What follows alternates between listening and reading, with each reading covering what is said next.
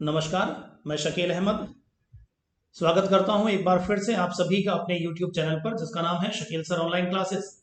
हम पढ़ रहे हैं आमेर का कछवाहा राजवंश, और कछवाहा राजवंश में अब तक मैं आपके लिए पार्ट 4 जारी कर चुका हूं, और आज पार्ट 5 में आप जयपुर रियासत को देखेंगे। यहाँ पे कंप्लीट हो जाएगी हमारी जयपुर रियासत। और पिछली कक्षा में मैंने आप लोगों को सवाई जगत सिंह तक का इतिहास पढ़ा दिया था। सवाई जगत सिंह का शासनकाल हमको मिलता है 1803 ईस्वी से लेकर 1818 ईस्वी। 1818 ईस्वी के बाद जगत सिंह के पश्चात जयसिंह तृतीय नाम के यहाँ पे शासक बनते हैं, और जयसिंह तृतीय का कोई बड़ा ऐतिहासिक कोई घटनाक्रम हमको देखने को नहीं मिलता, इसलिए हम सीधे चलते हैं उनके बाद अगले शासक पर, जिनका नाम होगा सवाई राम सिंह द्वितीय। इनके शासनकाल को अगर देखें तो 1835 से लेकर 1880 ईस्वी इनका शासनकाल हमको देखने को मिल जाता है।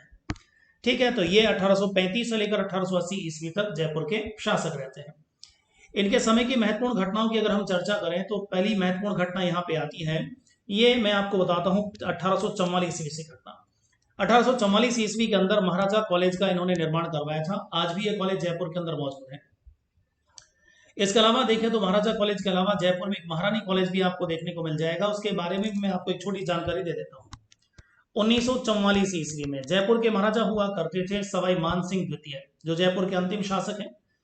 उनका विवाह हुआ था गायत्री देवी के साथ। तो महारानी गायत्री देवी के नाम पर 1944 में जयपुर में कॉलेज और खोला गया था, जिसका नाम है महारानी कॉलेज। ठीक है, तो इस प्रकार आप देखें, एक जयपुर में महाराजा कॉलेज है जिसका निर्माण 1844 में सवाई राम सिंह सेकंड ने करवाया, और एक यहाँ पे आप देखेंगे महारानी कॉलेज है जिसका निर्माण 1944 में सवाई मान सिंह द्वितीय के शासनकाल में राजमाता गायत्री देवी के नाम पर करवाया जाता है। इसके अलावा चलें तो यहाँ पे एक संस्कृत कॉलेज भी है जयपुर के अंदर, आज भी है, और आज भी कॉलेज चलता है। ये भी 1844 ईस्वी में महाराजा राम सिंह द्वितीय द्वारा बनवाया गया था। इसके अलावा देखिए 1857 की क्रांति जब हुई थी, उस वक्त हमारे जयपुर के शासक हुआ करते थे सवाई राम सिंह द्वितीय। सवाई राम सिंह द्वितीय ने अंग्रेजों की खूब तन मन धन के साथ सहायता की थी इस क्रांति में। विद्रोहियों को कुचलने के लिए महाराजा ने अंग्रेजों की मदद की थी। केवल जयपुर महाराजा ही नहीं, पूरे राजपुताने के जितने भी शासक थे सभी ने 1857 की क्रांति में अंग्रेजों का साथ दिया था। ठीक है, ये साथ क्यों दिया था अंग्रेजों का तमाम शासकों ने, इसकी बात मैं आपको 1857 की क्रांति के अंदर पढ़ाने वाला हूं। वो क्या मजबूरी थी कि तमाम शासकों ने अंग्रेजों का साथ दिया। ठीक है, वहां मैं आपको बताऊंगा। यहां भी आप देखिए 1857 क्रांति में इन्होंने अंग्रेजों का खूब साथ दिया था। अंग्रेज इनसे खुश हुए और अंग्रेजों ने प्रसन्न होकर इनको एक उपाधि प्रदान की थी। ये उपाधि है सितार ए हिंद। ठीक है, हो सकता है इसी को एग्जाम में पूछ ले इंग्लिश के अंदर, तो आप इसको बोलते हैं स्टार ऑफ इंडिया। ठीक है, स्टार ऑफ इंडिया, ठीक है, इनकी उपाधि है। और यहीं पर अंग्रेजों ने खुश होकर इनको एक जागीर भी इनाम प्रदान की थी, कोटपुतली की जागीर। ठीक है, आजकल देखा जाए तो कोटपुतली जयपुर के अंदर एक तहसील है। ये उस जमाने में जयपुर का हिस्सा नहीं था। अंग्रेजों ने खुश होकर जयपुर रियासत को इसे दिया था, कोटपुतली की जागीर को। ये 1857 क्रांति में खुश होकर प्रदान किया गया था। ठीक है, तो एक उपाधि और एक इलाका इनको प्रदान किया गया। इसके अलावा चलें तो 1857 में ही महाराजा ने एक काम और करवाया। इन्होंने जयपुर में मदरसा हुनरी की स्थापना करवाई थी। मदरसा का मतलब होता है पाठशाला, और हुनरी का मतलब होता है हुनरमंद लोगों का पाठशाला। ठीक है, हुनरी हुनरमंद यानी कलाकार से शब्द बना है। तो कलाकारों की कला को निखारने के लिए ये मदरसा हुनरी स्थापित करवाया गया था। आज भी ये मौजूद है जयपुर में, बस फर्क इतना है इसका नाम बदल गया है। वर्तमान में हम इसको बोलते हैं राजस्थान, मैं लिख देता हूं, वर्तमान में इसको बोलते हैं Rajasthan school of arts and craft. तो वर्तमान में इसको Rajasthan school of arts and craft के नाम से जाना जाता है। ठीक है, तो ये मदरसा हुनरी की स्थापना भी महाराजा राम सिंह सेकंड द्वारा करवाई गई है। महाराजा राम सिंह सेकंड के शासनकाल की एक और बड़ी महत्वपूर्ण घटना हमको देखने को मिलती है, और यह है सन 1857 का समय, जब ब्रिटिश राजकुमार प्रिंस अल्बर्ट जयपुर में घूमने के लिए आए। ध्यान रखें, यहां जयपुर की 2 यात्रा की थी प्रिंस अल्बर्ट ने। पहली यात्रा 1857 के समय की गई है, और दूसरी यात्रा 1876 ईस्वी में की गई है। उसकी चर्चा भी मैं अभी थोड़ी देर बाद करने वाला हूं। तो अक्सर लोग ये समझते हैं कि प्रिंस अल्बर्ट जयपुर में 1876 में, उस समय जयपुर को गुलाबी रंग से पुतवा दिया गया। ठीक है, ये बात सही है, बिल्कुल सही है।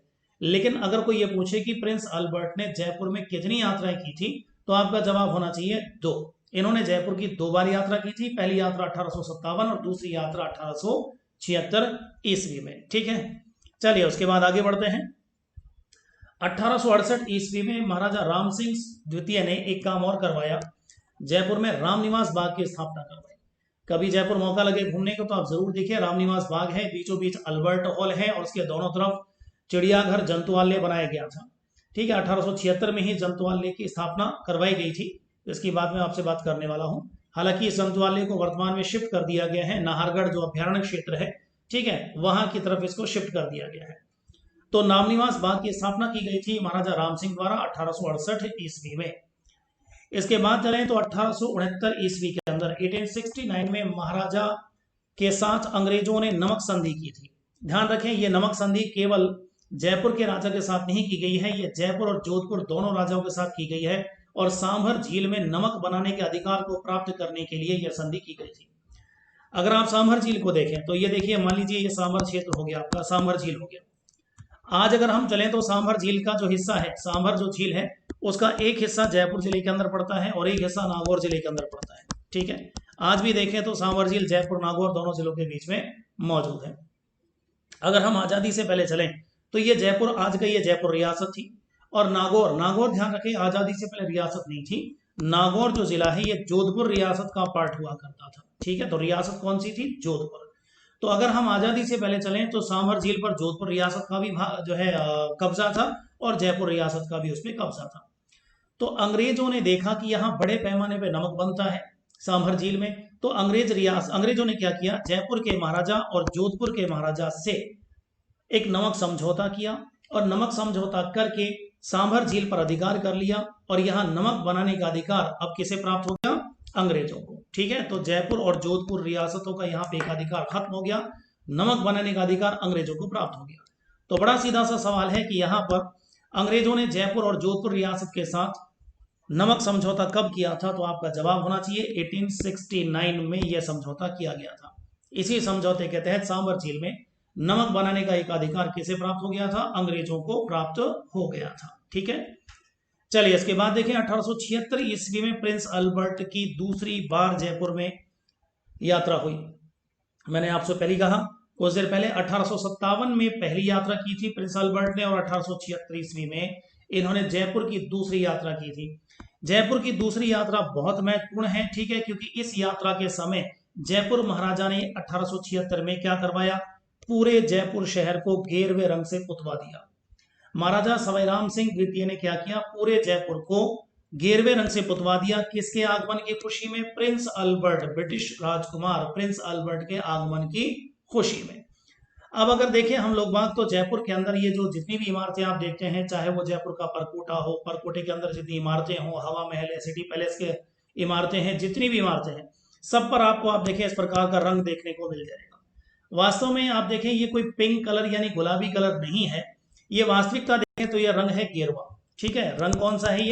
ये गेरवा रंग है। ठीक है, जो करवाया था महाराजा सवाईराम सिंह सेकंड ने। सवाई जयसिंह द्वारा जब जयपुर नगर बसाया गया था तो इस प्रकार का कोई रंग उस पर नहीं था, ये रंग 1876 में करवाया गया। अब यहाँ पे क्या होता है कि ब्रिटिश पत्रकार हैं जिनका नाम आता है स्टैनली रीड, उन्होंने एक समय पे जयपुर की यात्रा की थी और जयपुर यात्रा के दौरान उन्होंने अपनी पुस्तक में रॉयल टूर टू इंडिया, इस पुस्तक के अंदर उन्होंने जयपुर नगर का वर्णन किया है। इस पुस्तक के अंदर उन्होंने जब इस शहर का वर्णन किया तो गेरवा रंग डिक्शनरी में उनको कोई मिला नहीं।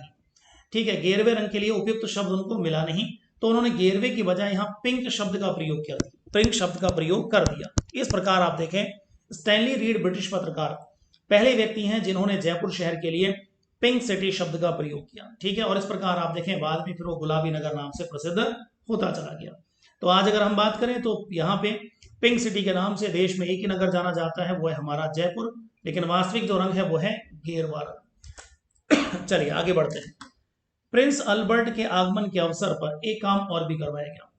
6 फरवरी 1876 ईस्वी के दिन राजकुमार प्रिंस अल्बर्ट के हाथों जयपुर में ही रामनिवास बाग के मध्य एक बहुत ही शानदार इमारत की नींव रखवाई गई और प्रिंस अल्बर्ट के नाम पर ही हमने उसका नामकरण कर दिया था अल्बर्ट हॉल। तो अल्बर्ट हॉल के नाम से इसको जाना जाता है। तो इसकी नींव रखवाई गई थी 1876 ईस्वी में ब्रिटिश राजकुमार अल्बर्ट के हाथों, लेकिन ये इमारत बनकर तैयार हुई थी 1800। देखिए यहाँ थोड़ा सा मिसप्रिंट हो गया है, मैं इसको ठीक कर देता हूँ। ठीक है, इसको ना पढ़ा जाए, यहां इसको पढ़ा जाएगा 1887 ईस्वी। ठीक है, ये घटना आपको पढ़नी है। चलिए इसको मैं, ये घटना को आपको पढ़ना है 1887 ईस्वी। ठीक है, तो 1887 ईस्वी में ये इमारत बनकर पूर्ण रूप से तैयार हो गई थी और इसका उद्घाटन किया था राजस्थान के एजीजी सर एडवर्ड ब्रैडफोर्ड द्वारा। यानी जब इमारत की नींव रखी गई थी उस वक्त जयपुर के महाराजा हुआ करते थे महाराजा सवाई राम सिंह सेकंड, और जब इमारत बनकर तैयार हुई थी, इसका उद्घाटन किया गया था, उस वक्त जयपुर के महाराजा बन चुके थे सवाई माधो सिंह द्वितीय। तो 1887 ईस्वी में ये इमारत बनकर तैयार हुई, जिसका उद्घाटन किया राजस्थान के एजीजी। एजीजी का फुल फॉर्म होता है agent to the governor general, agent to the governor general. ठीक है, आगे मैं आपको सहायक संधियों का टॉपिक पढ़ाऊंगा, उसके पश्चात 1857 क्रांति, तो उसमें बार बार फिर एजीजी का जिक्र आएगा। जैसे पूरे देश में, मैंने पहले भी आपको बताया था कि पूरे देश में जो सर्वोच्च अंग्रेज अधिकारी होता था, ठीक है, चलिए मैं इसको समझा देता हूँ। पूरे देश में जो सबसे बड़ा अंग्रेज अधिकारी होता था, ठीक है, उसे हम बोलते थे गवर्नर जनरल। ठीक है, चलिए इसको मैं बताता हूं आपको। तो पूरे देश में सबसे बड़ा अंग्रेज अधिकारी क्या कहलाता है? जीजी, गवर्नर जनरल कहलाता है। राजपुताने में जो सर्वोच्च अंग्रेज अधिकारी है उसे हम बोलेंगे AGG, agent to the governor general. और एजीजी के नीचे पॉलिटिकल एजेंट हुआ करते थे जो अलग अलग रियासतों में होते थे। इनकी चर्चा मैं आपसे आगे करने वाला हूं। तो राजपुताने में सबसे बड़ा अंग्रेज अधिकारी का पद होता था एजीजी का। एजीजी का मुख्यालय होता था अजमेर के अंदर, लेकिन जब ग्रीष्म ऋतु का समय आता था तो अजमेर से हटकर ये इसका ऑफिस चला जाता था माउंट आबू। तो ग्रीष्म ऋतु के दौरान एजीजी का ऑफिस माउंट आबू में रहता था और बाकी समय में उसका जो कार्यालय है वो अजमेर में रहा करता था। ठीक है, चूंकि अंग्रेज से ठंडे इलाके से आए थे, थोड़ा गर्मी ज्यादा लगी थी शायद, तो इसलिए आप देखें ग्रीष्म ऋतु के दौरान ये अपना समय कहाँ व्यतीत करते थे? माउंट आबू। पूरा ही ऑफिस ये माउंट आबू ले जाया करते थे। चलिए, तो इस प्रकार आप देखें यहाँ पर जयपुर आगमन हुआ ब्रिटिश राजकुमार का, प्रिंस अल्बर्ट का। अल्बर्ट हॉल की अगर हम बात करें तो वर्तमान में अल्बर्ट हॉल एक म्यूजियम के तौर पे जाना जाता है। अल्बर्ट हॉल के अंदर की दीवारों को आप देखें तो भित्ति चित्रण के लिए मशहूर है ये इमारत। इस इमारत का मुख्य जो स्थापत्यकार है, ठीक है, इस इमारत का जो मुख्य स्थापत्यकार है, मैं आपको थोड़ा सा इसकी एक तस्वीर दिखा देता हूं। यहाँ पर ये तस्वीर आप देख सकते हैं, ये तस्वीर जयपुर में आपको मिल जाएगी अल्बर्ट हॉल की। तो ये अगर हम देखें तो इसमें 3 शैलियों का इस्तेमाल किया गया है। इसमें मुगल शैली का इस्तेमाल भी किया गया है। इसकी स्थापत्य कला की अगर हम बात करें तो इसमें मुगल स्थापत्य कला का प्रयोग किया गया है। इसमें भारतीय जो स्थापत्य कला है, ठीक है, जिसको हम हिंद शैली भी कहते हैं, तो इसमें हिंदू शैली कह सकते हैं, तो इसका प्रयोग भी किया गया है। और यूरोपीय शैली का प्रयोग किया गया है। ठीक है, यूरोपीय शैली, आप हिंदू की बजाय राजपूत शैली का इस्तेमाल भी यहाँ पे कर सकते हैं। ठीक है, तो मुगल, राजपूत और यूरोपीय 3 शैलियों का प्रयोग किया गया है तो इस इमारत को बनाने के लिए। अगर हम इस इमारत के स्थापत्यकार की बात करें जिसने ये डिजाइन तैयार किया था, ठीक है, तो उस व्यक्ति का नाम मैं आपको बता देता हूं यहाँ पर, जिसने इसका डिजाइन तैयार किया था। इसका नाम हमको मिलता है सैमुअल, चलिए मैं थोड़ा मार्कर, इनका नाम है सैमुअल स्विंटन जैकब। ठीक है, सैमुअल स्विंटन जैकब, इन्होंने इस इमारत का डिजाइन तैयार किया था। तो इस इमारत के जो स्थापत्यकार है वो कौन है? Samuel Swinton Jacob. बहुत महत्वपूर्ण प्रश्न है, ध्यान रखना चाहिए आपको। तो ये इमारत बनवाई गई थी। वर्तमान में देखा जाए तो ये म्यूजियम बन चुका है, बहुत बड़ा संग्रहालय जयपुर का है ये। ठीक है, कभी मौका लगे जयपुर में तो जरूर जाके इसको देखेंगे। चलिए उसके बाद देखिए 1876 ईस्वी में ही एक काम और करवाया गया था महाराजा राम सिंह द्वितीय द्वारा। इन्होंने जयपुर जंतुआलय की स्थापना करवाई थी। पहले ये मैंने कहा था, ये जो हमारा जो अल्बर्ट म्यूजियम है इसके दोनों तरफ ये जंतुआलय चलता था, लेकिन इस जंतुआलय को शिफ्ट कर दिया गया है। ये नाहरगढ़ क्षेत्र में अगर आप चलें जो बायोलॉजिकल पार्क है तो वहां इसको शिफ्ट कर दिया गया है। ठीक है, चलिए, तो राजस्थान का पहला चिड़िया अगर कोई आपसे पूछे तो वो जयपुर चिड़ियाघर था, जयपुर जंतुआलय था। कब स्थापित हुआ? 1876 में स्थापित हुआ। किसने स्थापना करवाई इसकी? तो हमारा जवाब होगा जयपुर के महाराजा सवाई राम सिंह द्वितीय, इन्होंने इसकी स्थापना करवाई थी। ठीक है, वर्तमान में देखा जाए तो राजस्थान में कितने जंतुआलय हैं? 5 जंतुआलय हैं। चलिए आगे बढ़ते हैं। 1 जनवरी 1877 ईस्वी की घटना मैं आपको बताता हूं, यहां पर क्या घटना होती है। तो देखिए 1 जनवरी 1877 ईस्वी यहां पर दिल्ली दरबार का आयोजन करवाया जाता है। उस जमाने में भारतीय गवर्नर जनरल हुआ करते थे लॉर्ड लिटन। लॉर्ड लिटन, इन्होंने दिल्ली में एक दरबार का आयोजन करवाया। ठीक है, और उस दिल्ली दरबार के अंदर जयपुर के महाराजा सवाई राम सिंह द्वितीय भी शामिल हुए और इस दरबार के दौरान इनको एक उपाधि प्रदान की गई, इनको एक पद प्रदान किया गया था, काउंसिलर टू द एक्सप्रेस। इनको काउंसिलर टू द एक्सप्रेस इनको बनाया गया था।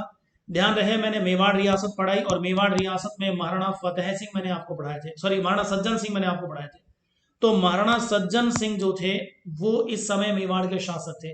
लॉर्ड लिटन ने जब दिल्ली दरबार लगाया था तो मेवाड़ महाराणा सज्जन सिंह उस दरबार में शामिल नहीं हुए थे। ठीक है, आगे चलकर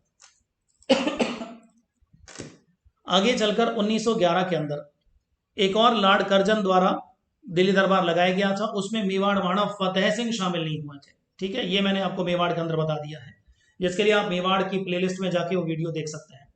यहां अगर हम बात करें तो इनको 1 जनवरी 1877 ईस्वी यहां पर दिल्ली का दरबार लगाया है। किसने लगाया है? भारतीय गवर्नर जनरल लॉर्ड लिटन ने लगाया है। और इस दरबार में महाराजा को एक पद दिया जाता है, काउंसिलर टू द एक्सप्रेस। ठीक है, यह आपको ध्यान रखना है। महाराजा के समय की एक और बहुत बड़ी महत्वपूर्ण घटना है 1879। इन्होंने राम प्रकाश थिएटर की स्थापना करवाई थी। राम प्रकाश थिएटर जयपुर में एक रंगमंच यहाँ पे चलता था। ठीक है, इसके अलावा कुछ समय बाद यहाँ पे, बहुत बाद के समय अगर देखें तो कुछ फिल्में भी यहाँ पे चलवाई जाती थी। ठीक है, इस प्रकार आप देखें राम प्रकाश थिएटर एक रंगमंच के तौर पे स्थापित किया गया था महाराजा राम सिंह द्वितीय द्वारा। ये हम बात कर चुके हैं इसकी। अल्बर्ट म्यूजियम है, अल्बर्ट हॉल। चलिए इसके बाद देखें तो हम बात करेंगे अगले जयपुर के एक और शासक की, जिनका नाम होगा सवाई माधो सिंह सेकंड। सवाई माधो सिंह प्रथम हम पढ़ चुके हैं पिछली कक्षा में, जिन्होंने सवाई माधोपुर नगर बसाया था सन 1763 ईस्वी में।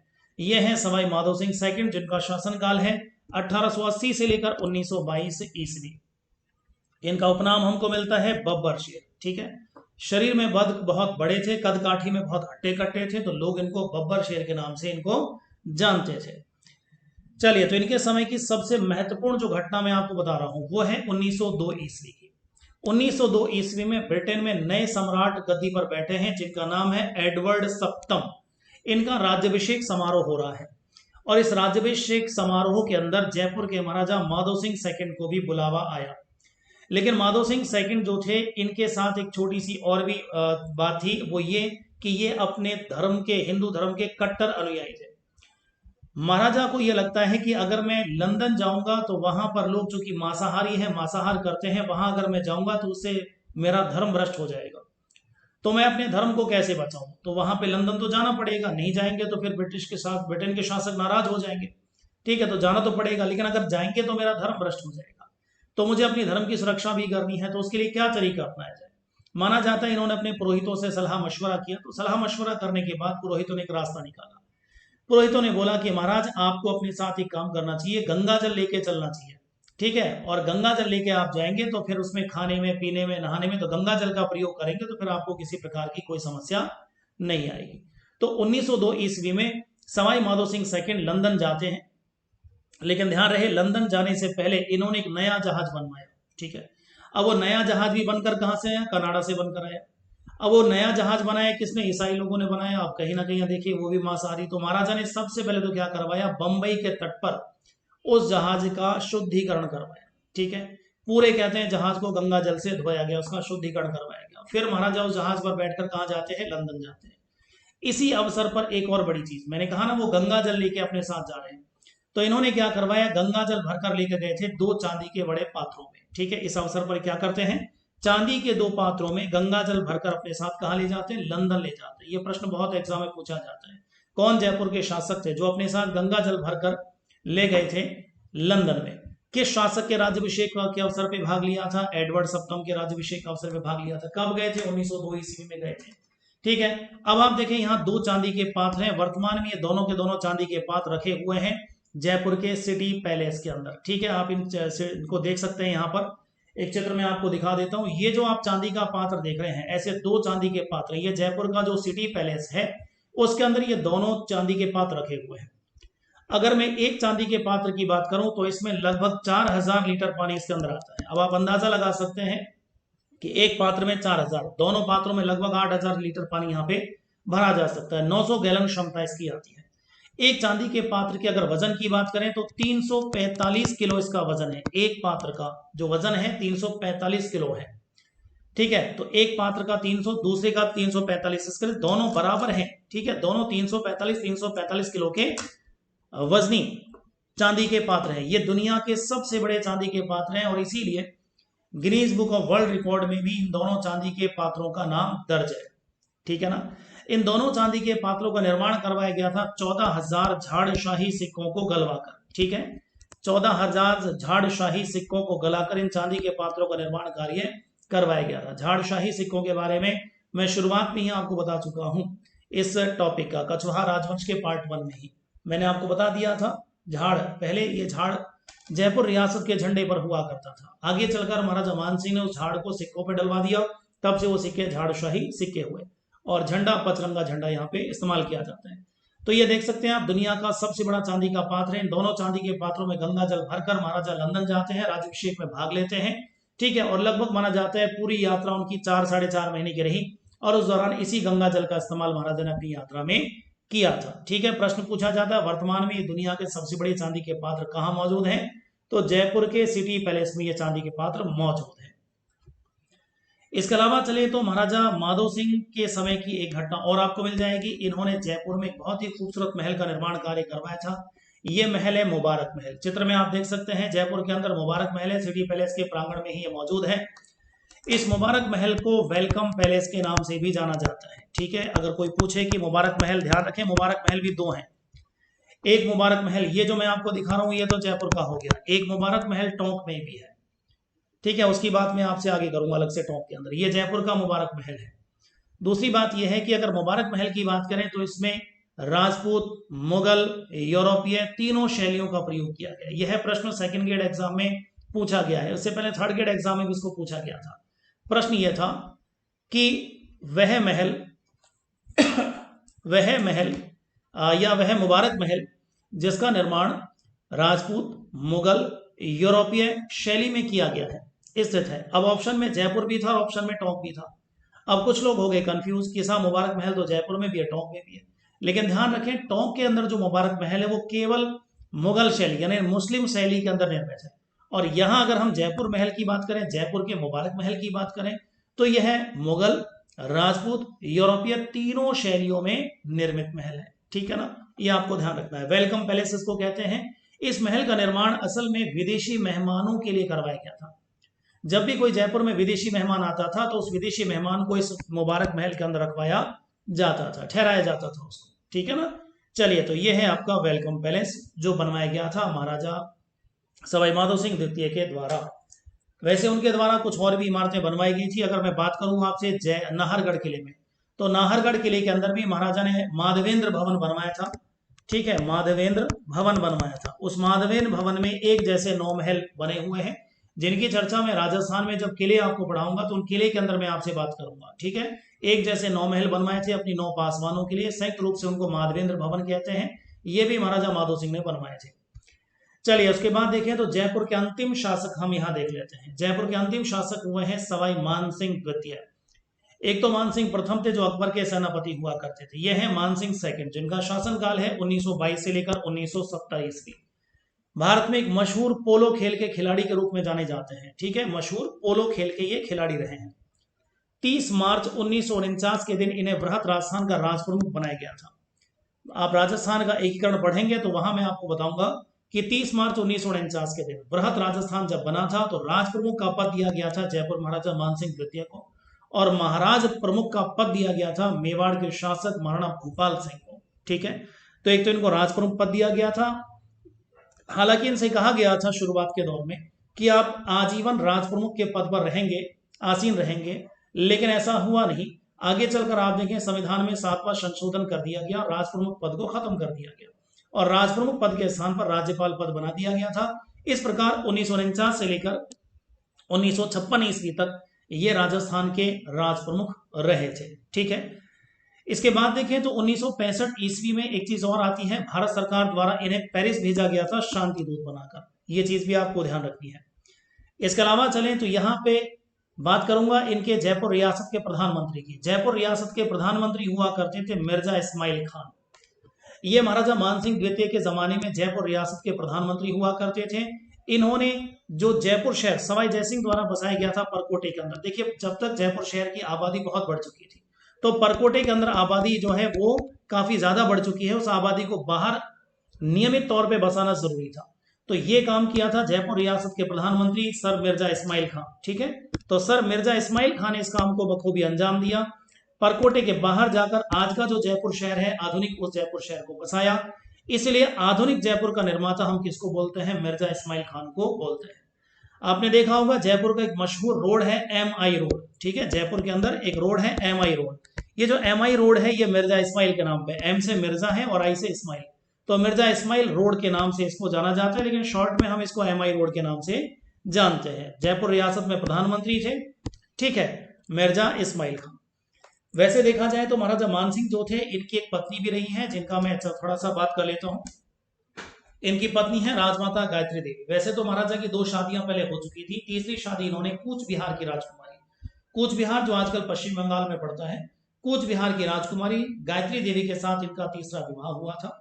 श्रीमती गायत्री देवी की हम बात करें तो 1960 के दशक में दुनिया की टॉप 10 सुंदर स्त्रियों में उनका नाम शुमार होता था। तो गायत्री देवी के साथ इनका विवाह हुआ था। माना जाता है गायत्री देवी इनके पोलो मैच को देखने के लिए गई थी और पोलो मैच से ही उनसे प्रभावित हुई और इनका विवाह संपन्न हुआ था, ठीक है। तो राजमाता गायत्री देवी के नाम पर ही हम बात करें तो मैंने आपको बताया था 1944 में जयपुर में महारानी कॉलेज की स्थापना करवाई गई थी। वैसे देखा जाए तो राजमाता गायत्री देवी ने 1962 ईस्वी में लोकसभा चुनाव भी लड़ा था और रिकॉर्ड मतों से वो चुनकर लोकसभा पहुंची थी। राजस्थान की पहली महिला लोकसभा सदस्य भी महारानी गायत्री देवी को ही माना जाता है। इन्होंने अपनी आत्मकथा लिखी थी ए प्रिंसेस रिमेंबर्स नाम से। तो अपनी आत्मकथा लिखने वाली किसी राजघराने की पहली महिला भी हमारी महारानी गायत्री देवी आती हैं और जयपुर की सड़कों पर मर्सिडीज कार चलाने वाली, मर्सिडीज कार लाने वाली पहली महिला भी महारानी गायत्री देवी को ही माना जाता है, ठीक है। चलिए, तो आज के लिए इतना ही काफी है। जयपुर रियासत यहाँ पे खत्म होती है। अब तक हम पढ़ रहे थे जयपुर रियासत का इतिहास। शुरुआत में हमने देखा था इसको ढूंढाड़ बोलते थे, ढूंढाड़ से फिर आगे चलकर आमेर ये पहुंचे, आमेर से फिर ये जयपुर पहुंचे। जयपुर रियासत का इतिहास यहीं पे खत्म होता है। और भी बहुत सारी घटनाएं होंगी जिनकी चर्चा अलग अलग टॉपिकों में मैं आपसे करूंगा। अगले टॉपिक में अब मैं आपको लेकर चलूंगा, पहले जोधपुर का राठौड़ में यहाँ पे पढ़ाऊंगा, फिर उसके बाद बीकानेर के राठौड़। वैसे अलवर में भी कछवाहा वंश की शाखा थी, नरुगा शाखा थी, उसकी बात भी मैं आपसे करूंगा, लेकिन अभी थोड़ा आगे। तो फिलहाल अगर हम बात करें यहाँ पर तो जयपुर रियासत यहाँ खत्म होती है, ठीक है। मिलते हैं अगली क्लास में, तब तक के लिए सभी को नमस्कार, जय हिंद, जय भारत।